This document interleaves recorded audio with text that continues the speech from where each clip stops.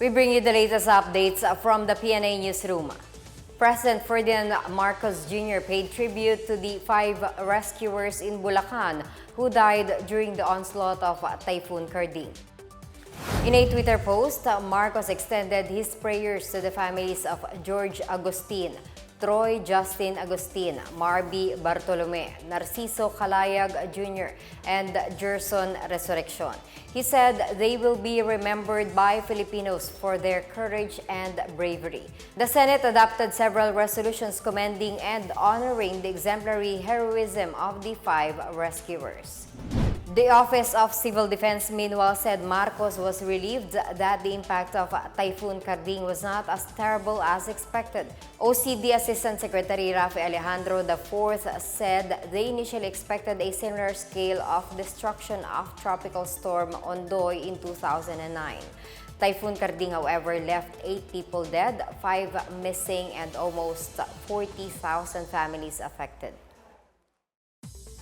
Drivers and owners of 2 SUVs should come forward as the Land Transportation Office issued show-cause orders following their alleged involvement in separate hit-and-run incidents in Parañaque City. The LTO summoned Raymond Zaparin, the driver of an SUV with a license plate UX0295, after allegedly hitting a street sweeper. This particularly happened along Elizalde Avenue corner, Aguirre Avenue, Barangay BF Homes last September 24. Another show-cause order was issued against Rodolfo Codiamat, the driver of an SUV with license plate NCV4752, and its owner Visitacion Hugo. The SUV was involved in an alleged hit-and-run in Barangay San Antonio, resulting in the death of a 3-year-old child and an injury to another. The LTO meanwhile condemned the recklessness and callousness of some drivers flying along the road. They also urged drivers and vehicle owners to exercise more vigilance to ensure road safety. The Philippines is now working to get back the deposit it paid for the procurement of helicopters from Russia. Defense Senior Undersecretary Jose Faustino Jr. said before the Senate Committee on Finance that they are working to refund the amount through diplomatic channels. The Duterte administration earlier made a 1.9 billion peso advance payment to buy 16 Mi-17 helicopters worth over 12 billion pesos. Faustino said the previous administration deemed that it was no longer feasible to pursue the deal in light of the major sanctions imposed on Russia following the Ukraine crisis.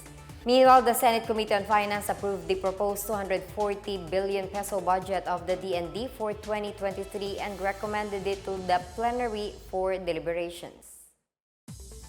Cloudy skies and scattered rain showers and thunderstorms may be expected in Central and Southern Luzon due to the southwest monsoon and the through of a low-pressure area.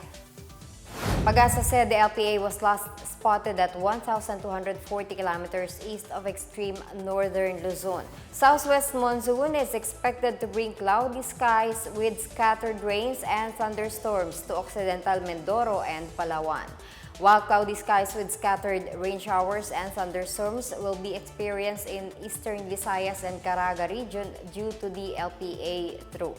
Metro Manila and the rest of the country will have partly cloudy to cloudy skies with isolated rain showers or thunderstorms due to the monsoon and localized thunderstorms. And that's the latest from the Pna Newsroom. To check more news content, check our webpage or head on to the Philippine News Agency's Facebook and Twitter accounts. We are also shown on the pages of the Office of the Press Secretary and Radio Pilipinas RP1. Stay tuned for more updates. I'm Marita Muaje. We tell stories that inspire change.